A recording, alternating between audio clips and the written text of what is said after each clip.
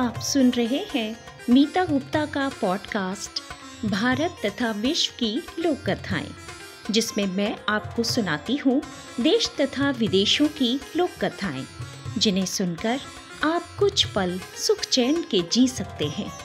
जी हाँ, अगर विश्वास नहीं तो सुनकर देख लीजिए।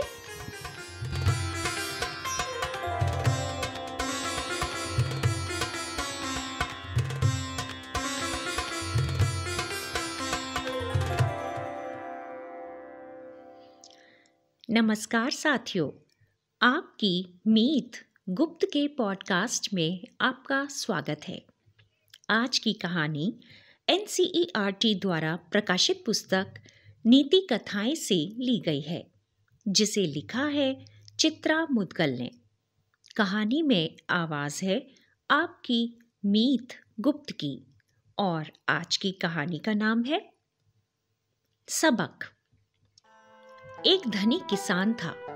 उसके पास सैकड़ों बीघे खेत थे, कई गौशालाएं थीं, लेकिन स्वभाव से ही वह धूर्त और लोभी था। वह अपने नौकरों और मजदूरों के साथ अच्छा व्यवहार नहीं करता था। जब भी नौकरों को वेतन देने का समय आता, वह उनके काम में कोई न कोई खोट निकालकर या तो वेतन हड़प जाता या थोड़े से पैसे देकर उन्हें टरका देता। मुसीबत के मारे वे नौकर कुछ न कह पाते। उस किसान के बगल के गांव में एक युवा अध्यापक रहता था। उसका नाम था प्रभुदत्त। प्रभुदत्त बहुत बुद्धिमान और निर्भीक था। दिन में वह अपने हितों में काम करता, संध्या के समय मजदूरों के बच्चों को पढ़ाता। आसपास के सभी गरीब बच्चे उससे पढ़ने के लिए आते। प्रभुदत्त जब उन बच्चों से उस धनी किसान द्वारा उनके पिता पर किए गए अत्याचारों के बारे में सुनता तो उसका खून खौल उठता। उसे मजदूरों पर भी गुस्सा आता कि वे क्यों उस दुष्ट किसान के चंगुल में फंसे हुए हैं।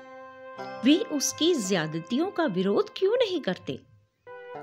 अगर वे सब एक हो जाएं और तय कर लें कि तब तक उसके यहाँ काम नहीं करेंगे जब तक वह उनके साथ अच्छा बर्ताव नहीं करेगा, तो शीघ्र ही वह किसान रास्ते पर आ जाएगा। प्रभुदत्त ने निश्चय किया कि वह उन मजदूरों से जाकर मिलेगा। मजदूरों ने प्रभुदत्त को आदर से बिठाया। पूछने पर वे कहने लगे, हम गरीब हैं, किसान के यहाँ मजदूरी करके ही पेट पालते हैं। अगर हम उससे लड़ेंगे तो वह हमें निकाल देगा और दूसरे गांवों से मजदूर बुलवा लेगा। तब एक बुजुर्ग मजदूर बोला, भैया, आप तो पढ़े लिखे हो, हम तो काला अक्षर भैंस बराबर हैं। आप ही कोई उपाय सोचो जो सांप भी मर जाए और लाठी भी न टूटे। प्रभुदत्त समझ गया कि मजदूर किसान से डरते हैं। वे खुल्लम खुल्ला किसान का विरोध करने की हिम्मत नहीं कर सकते। तो प्रभुदत्त ने कहा, ठीक है, मैं ही सबक सिखाता हूँ उसे। हफ्ते भर बाद प्रभुदत्त मजदूर के वेश में किसान के पास पहुंचा और बोला, मैं गरीब मजदूर हूँ, घर पर बूढ़ी माँ बीमार पड़ी है, उसके इलाज के लिए पैसे की सख्त जरूरत है, मुझे काम पर रख लीजिए। किसान ने उसे ध्यान से देखा और कहा, नौकर तो मैं रख लूं, मगर सोच लो, मेहनत बहुत करनी पड़ेगी। मेरे यहाँ निठल्ले बैठकर काम नहीं चलेगा। प्रभुदत्त दीन स्वर में बोला, जितनी चाहे मेहनत करवा ले मालिक, शिकायत का मौका नहीं दूंगा। किसान समझ गया कि यह मुसीबत का मारा है, वह इसे जैसे चाहे नचा सकता है। किसान ने कहा, कान खोलकर सुन लो, जो भी कहूंगा करना पड़ेगा। कभी आनाकानी की तो फौरन निकाल दिए जाओगे, और अगर काम पूरा नहीं कर पाए तो वेतन कट जाएगा, समझे? प्रभुदत्त ने हामी भरते हुए कहा, मंजूर है मालिक, आप काम बताइए। किसान ने तुरंत उसे गौशाला की जिम्मेदारी सौंप दी।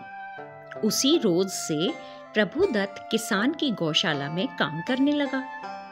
वह तड़के उठकर गौशाला की सफाई करता, गायों के चारे पानी की व्यवस्था करता, दूध दूहता और फिर उन्हें चराने के लिए जंगल में निकल जाता।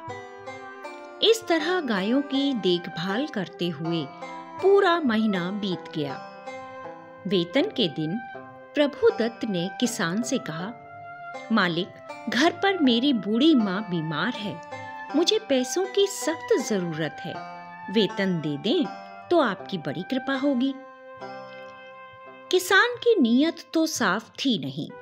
वह मन ही मन योजना बनाए बैठा था कि जैसे ही प्रभुदत्त वेतन मांगेगा, वह उसे कोई असंभव काम करने के लिए दे देगा, जिसे वह हरगिज पूरा नहीं कर पाएगा। बस वह उसका वेतन काट लेगा। तो उसने प्रभुदत्त को डांटते हुए कहा, इतने बेसब्र क्यों हो रहे हो? पैसा कहीं भागा जा रहा है। पहले 1-2 जरूरी काम निपटा दो, फिर पैसे ले लेना। चतुर प्रभुदत्त जानता ही था कि सीधी उंगली से घी नहीं निकलेगा। उसने विनम्रता का नाटक करते हुए कहा, बोलिए, क्या करना है मालिक? किसान बोला, वह सामने डूहू पर बबूल का पेड़ उगा हुआ है ना, बबूल की पत्तियां चरकर बैल खूब तगड़े हो जाते हैं। तुम बैल को बबूल के पेड़ पर चढ़ाकर चरा लाओ। याद रखना, बैल को पेड़ पर चढ़ाकर ही चराना है। निगरानी के लिए मैं एक लड़का साथ भेज रहा हूं, ताकि तुम बेईमानी ना कर सको। प्रभुदत्त ने खूंटे से बैल खोले और उन्हें लेकर डूहू की ओर चल पड़ा। बबूल के पास पहुंचकर उसने बैल को पेड़ के तने से बांधा और सटासट पीटते हुए कहा, तेरे दुष्ट मालिक की इच्छा है कि तू पेड़ पर चढ़कर चरे, सो फौरन पेड़ पर चढ़ जा। तूने इधर उधर मुंह मारने की कोशिश की तो खाल उधेड़ कर रख दूंगा। अब बैल भला पेड़ पर कैसे चढ़ सकता था? प्रभुदत्त की मार खाकर बैल बिलबिलाता हुआ पेड़ के चक्कर काटने लगा। साथ आए लड़के ने प्रभुदत्त की बेरहमी देखी तो उल्टे पैर किसान के पास भागा और उसे सारा हाल कह सुनाया। सुनकर किसान आग बबूला हो गया। वह भागा भागा डूहू पर पहुंचा। बैल की दुर्दशा देखकर किसान के होश उड़ गए। वह प्रभुदत्त पर बरस पड़ा, छोड़ दे नीच, प्राण ले लेगा क्या बैल के? तो क्या करूं? यह पेड़ पर चढ़ ही नहीं रहा है। लेकिन आप घबराएं नहीं, मैं इसे आपकी आज्ञा मनवा कर ही रहूंगा। यह कहकर प्रभुदत्त ने फिर से बैल को पीटना शुरू कर दिया। किसान ने लपक कर प्रभुदत्त के हाथ से डंडा छीन लिया और बोला, चल रहने दे, नहीं मानता कहना तो ना सही, घास फूस चरा कर ही ले आ। संध्या में प्रभुदत्त बैल लेकर घर पहुंचा। उसने किसान से कहा, मालिक, अब तो पैसे दे दें। तो किसान ने झड़कते हुए कहा, तेरा दिमाग ठिकाने है कि नहीं? अब रात में पैसे लेकर कहां जाएगा? रास्ते में किसी चोर डाकू ने लूट लिया तो? अच्छा होगा सुबह जाना, सुबह पैसे दे दूंगा। सुबह होते ही प्रभुदत्त किसान के पास पहुंचा। उसे देखते ही किसान कुटिल मुस्कान लपेट कर बोला, पूजा पाठ किए बिना तो मैं मुंह में पानी भी नहीं डालता। ऐसा कर, जब तक मैं पूजा करता हूं तू एक छोटा सा काम और निपटा दे, फिर पैसे ले लेना। प्रभुदत्त ने कुड़कर पूछा, जल्दी बताइए क्या करना है? तो किसान बोला, मेरे एक दोस्त ने पपीते के बीज भिजवाए हैं, उन्हें बोना है। कहीं ढंग की जमीन तो बची नहीं। ऐसा करो कि तुम घर की छत पर ही बीज बो दो। प्रभुदत्त ने कुदाल और खुरपी उठाई और छत पर जा पहुंचा। छत पक्की थी, मगर बगैर इसकी परवाह किए उसने छत खोदनी शुरू कर दी। नीचे कमरे में किसान की बहू बैठी तरकारी काट रही थी। अचानक उसके सिर पर रेती झरनी शुरू हो गई। उसने घबराकर अपनी सास से कहा, तो सास ने फौरन अपने पति को बताया। अब किसान भागा भागा छत पर पहुंचा। खुदी हुई छत देख किसान ने माथा पीट लिया और बोला, अरे मूर्ख, तुझे छत खोदने के लिए किसने कहा था? फेंक दे कुदाल। लेकिन प्रभुदत्त ने काम ना रोकते हुए भोले बनकर पूछा, क्यों, क्या पपीते के बीज नहीं बोने? नहीं बोने भैया, नहीं बोने। अब तू मेहरबानी करके नीचे आ जा और अपने पैसे लेकर चलता बन। किसान के हाथ पांव फूले देखकर प्रभुदत्त मजा लेते हुए बोला, नहीं नहीं मालिक, काम पूरा किए बगैर मैं नहीं टलने का। इससे मेरी साख खराब होगी। चारों तरफ बदनामी फैल जाएगी कि मैं कामचोर हूँ, जो कुछ कहा जाता है उसे पूरा नहीं करता। पपीते के बीज तो आज बोकर ही मानूंगा, तभी अपना वेतन लूंगा। लगातार खुदाई से छत भसकने लगी। किसान के पसीने छूट गए।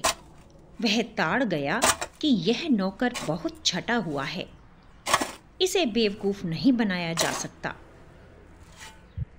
तो वह प्रभुदत्त से मिन्नतें करने लगा कि उसका कहा मान जाए और छत की खुदाई रोक दे। क्यों वह उसे बर्बाद करने पर तुला हुआ है? लेकिन प्रभुदत्त ने उसकी एक ना सुनी। अपनी बात का असर ना होता देख घबरा कर किसान ने अड़ोसी पड़ोसी इकट्ठे कर लिए और उनसे प्रभुदत्त की उद्दंडता का रोना रोने लगा। जब लोगों ने खुदी हुई छत देखी तो प्रभुदत्त को फटकार लगाई और उसे चेतावनी दी कि वह कुदाल फेंक दे, नहीं तो बहुत बुरा होगा। वे उसे थाने में दे देंगे।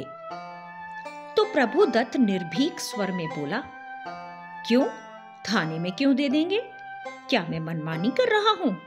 मैं तो वही कर रहा हूं जो मालिक ने करने के लिए कहा था। पूछिए ना इनसे, इन्होंने मुझे छत पर पपीते के बीज बोने की आज्ञा दी थी या नहीं? बगैर खुदाई गुड़ाई किए बिना भला मैं पपीते के बीज कैसे बो सकता हूँ? प्रभुदत्त का तर्क सुन पड़ोसी आश्चर्यचकित हो उठे। प्रभुदत्त ने बेहिचक सारा कच्चा चिट्ठा उनके सामने प्रकट कर दिया कि कैसे वह उसका वेतन हड़प करने की फिराक में ऊल जलूल चालें चल रहा है। अपने मजदूरों को भी वह इसी प्रकार तंग करता रहता है। वे बेचारे भय के मारे अपना मुंह सिए रहते हैं और इसकी ज्यादतियां सहते रहते हैं। बोलिए, क्या मैं इनके साथ गलत व्यवहार कर रहा हूँ? लोग कुछ कहें इसके पहले ही लज्जित किसान ने प्रभुदत्त के सामने हथियार डाल दिए और कानों को हाथ लगाकर तौबा करता हुआ बोला, बस बस, इतना ही सबक मेरे लिए काफी है। लो, अपना वेतन पकड़ो। रही मजदूरों की बात, तो आज ही मैं उनका हिसाब चुकता कर रहा हूं। इस तरह प्रभुदत्त की बुद्धिमानी से लोभी किसान की अक्ल ठिकाने आ गई और आइंदा उसने कभी किसी गरीब को तंग ना करने की कसम खाई। तो देखा साथियों, अगर एक आम इंसान अपनी पर आ जाए तो अच्छे अच्छों को सबक सिखा देता है। कहते हैं ना कि शेर को सवा शेर मिल ही जाता है। और ऐसी ही कहावतें हमारी लोक कथाओं में प्रत्यक्ष दिखाई जाती हैं। अभी आप सुन रहे थे नीति कथा सबक, जो NCERT द्वारा प्रकाशित पुस्तक नीति कथाएं में से ली गई थी, जिसे लिखा था चित्रा मुदगल ने और कहानी का वाचन था आपकी मीत गुप्ता। साथियों, अगर आपको ये कहानी पसंद आई हो तो ऐसी ही और कहानियाँ सुनने के लिए मेरे पॉडकास्ट को सब्सक्राइब, फॉलो और लाइक ज़रूर करें। धन्यवाद।